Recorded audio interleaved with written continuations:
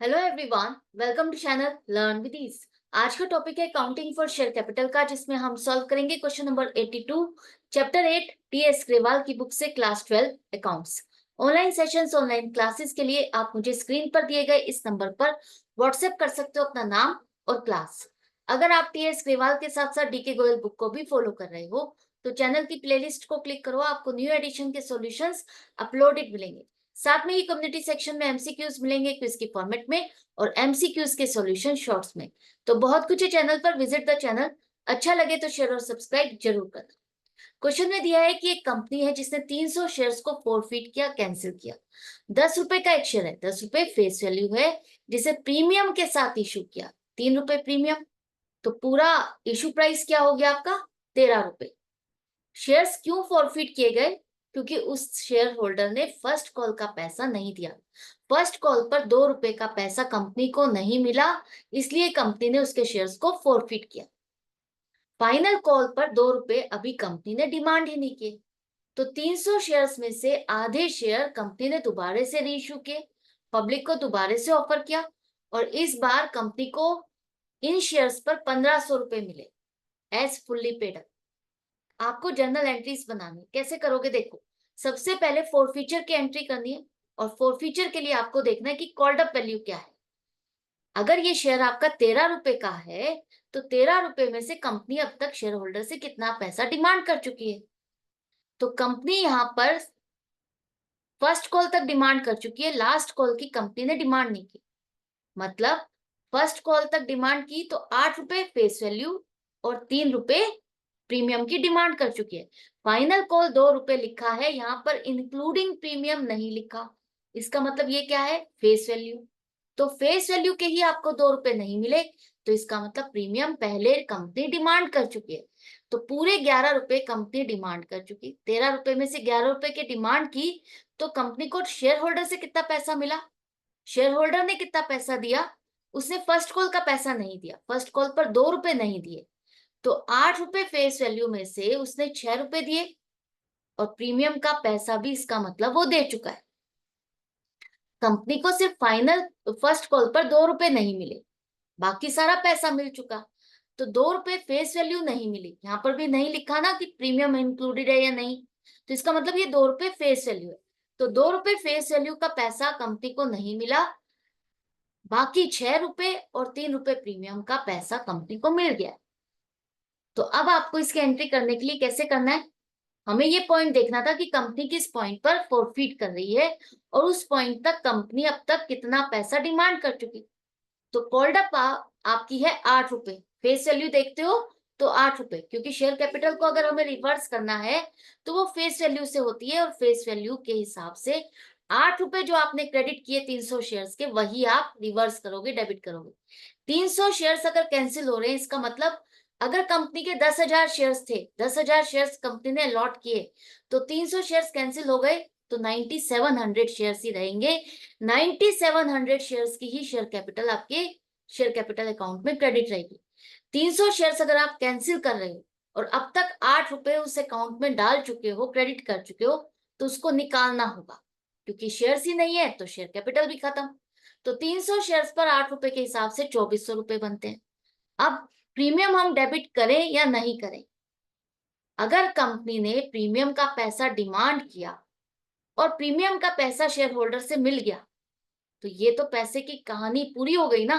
पैसा डिमांड भी किया और शेयर होल्डर ने पे भी कर दिया, तो यहाँ तो फॉल्ट ही नहीं हुआ। सिक्योरिटीज प्रीमियम अकाउंट में आपने जितना पैसा क्रेडिट किया उतना पूरा पैसा आपको मिल चुका। तो प्रीमियम के पैसे की अकाउंटिंग अलग चलती है। अगर वो पैसा मिल चुका है तो उसे आप वहीं रहने दोगे, उसको डिस्टर्ब नहीं करोगे, वहां से पैसा निकाल के यहाँ पर नहीं लाओगे, राइट? तो इसको भूल जाओ, अब फेस वैल्यू पर कंसंट्रेट करो। 8 रुपए कंपनी ने डिमांड किए, तो अब देखो इस पर कितना पैसा उसने नहीं दिया और कितना दिया। तो 2 रुपए उसने फर्स्ट कॉल पर पैसा नहीं दिया, तो equity share first call account को क्रेडिट कर दो 2 रुपए के हिसाब से। 600 रुपए की हमें ये पैसा नहीं मिला। बाकी कितना पैसा उसने दिया, सिर्फ फेस वैल्यू देखना है अब आपको, प्रीमियम भूल जाओ। 6 रुपए वो पे कर चुका है, तो 6 रुपए कंपनी उसको रिफंड नहीं करेगी, ना तो उसको शेयर्स उसके रिटर्न करेगी, अलॉट करेगी, ना ही उसका पैसा जो कंपनी रिसीव कर चुकी है उसको रिफंड करेगी। तो उसके लिए एक नया अकाउंट खोला जाएगा, फॉरफिटेड शेयर अकाउंट, जिसमें ये पैसा पहले वाले शेयर होल्डर का क्रेडिट किया जाएगा। क्योंकि आपने शेयर कैपिटल को तो डेबिट कर दिया 2400, ये तो कैपिटल रहेगी नहीं। अब 2400 में से 600 रुपए नहीं मिले, ठीक है, ये अकाउंट आपने क्रेडिट किया, ये अकाउंट आपका क्लोज हो गया। क्योंकि ये अकाउंट जैसे आपने डेबिट किया था, तो वहां पर जो अमाउंट था वो कुछ और था, और आपको बैंक में पैसा कम मिला, 300 शेयर्स का पैसा नहीं मिला। तो इस अकाउंट में डेबिट बैलेंस स्टैंड कर रहा था ना कि हमें 600 रुपए नहीं मिले, तो अब उम्मीद भी नहीं है पैसा ये मिलेगा, क्योंकि शेयर्स ही कैंसिल हो गए। तो ये आपको ये अकाउंट भी क्रेडिट करके खत्म करना होगा। और 1800 रुपए जो शेयर कैपिटल के नाम पर आपको मिल चुके हैं, वो कंपनी उसको रिफंड नहीं कर रही, तो फॉरफिटेड शेयर अकाउंट में उस पैसे को आप डालोगे, नया अकाउंट खोलोगे। फॉरफीचर की एंट्री बन गई, इजीली बन गई। आपको देखना है कॉल्ड अप वैल्यू क्या है, कॉल्ड अप के हिसाब से शेयर कैपिटल को रिवर्स कर दो। अब उसका हिसाब किताब करते हुए देखो कितना पैसा उसने नहीं दिया, कौन सी कॉल का पैसा नहीं मिला, उसी कॉल अकाउंट को आपको क्रेडिट करना है। और कितना पैसा को मिल चुका है वो फॉरफिटेड शेयर अकाउंट में क्रेडिट हो जाएगा।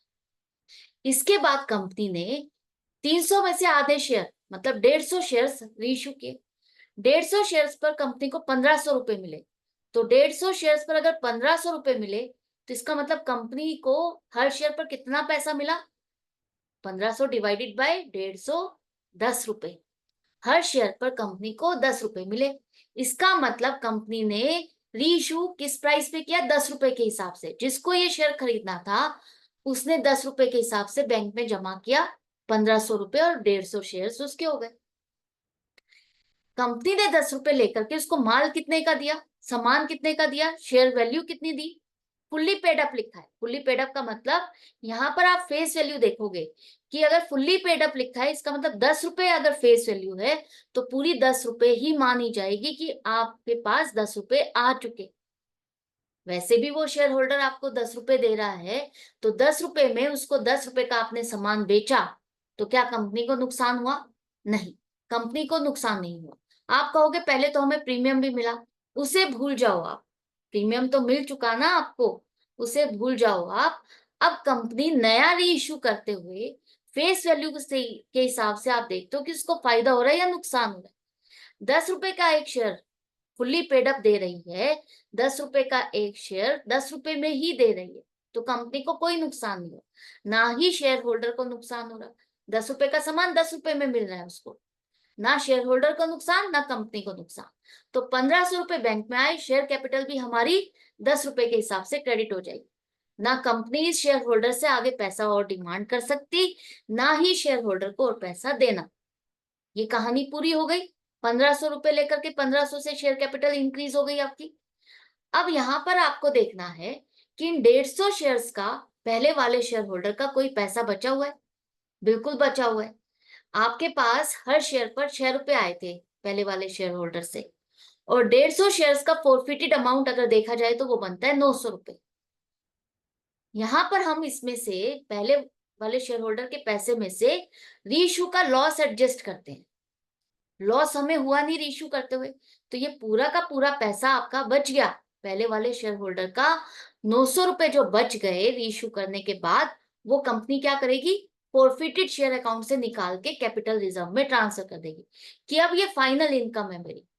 फाइनल डिसाइड हो चुका, 150 शेयर्स की कहानी पूरी हो चुकी कि इस पर कितना प्रॉफिट होना था, लॉस होना था, जो होना था हो चुका।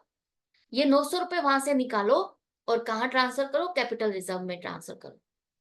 अब जो फॉरफिटेड शेयर अकाउंट का बैलेंस है वो कितने से स्टैंड करेगा, आपके 150 शेयर्स पर 6 रुपए के हिसाब से 900 रुपए स्टैंड करेंगे।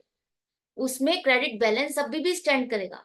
वो बैलेंस बताएगा कि आपके 150 शेयर्स अभी भी कैंसिल्ड हैं, जिन्हें आपने रीइश्यू नहीं किया। जो कैपिटल रिजर्व में पैसा ट्रांसफर किया जाता है, वो फॉरफिटेड शेयर्स रीइश्यू होने के बाद उन रीइश्यू वाले शेयर्स पर कोई पैसा बचता है तो वो आप ट्रांसफर करते हो। सारे शेयर्स का पैसा नहीं ट्रांसफर करते, सिर्फ फॉरफिटेड में से जितने शेयर्स रीइश्यू होंगे उनका पैसा आप चेक करोगे। जैसे यहाँ पर 150 शेयर्स रीइश्यू किए, तो 150 शेयर्स पर आप चेक करोगे कि कितना पैसा पहले वाले शेयर होल्डर का बचता है रीइश्यू पर लॉस को एडजस्ट करने के बाद। तो पूरा 900 रुपए बचा तो हमने वहां से निकाला, और कैपिटल रिजर्व में ट्रांसफर कर दिया। तो ये 3 एंट्रीज बनेंगी। आई होप आपको अच्छे से समझ में आ गया, क्लियर हो गया है। अब तो आप प्रैक्टिस भी कर रहे हो साथ के साथ, तो कॉन्सेप्ट्स स्ट्रांग हो रहे होंगे, अच्छा भी लग रहा है। तो लाइक का बटन जरूर से प्रेस करना भूलना नहीं, और इसी तरह से कनेक्टेड रहना, सीखते रहना। मिलते हैं नेक्स्ट वीडियो में नेक्स्ट क्वेश्चन के साथ। Goodbye and take care.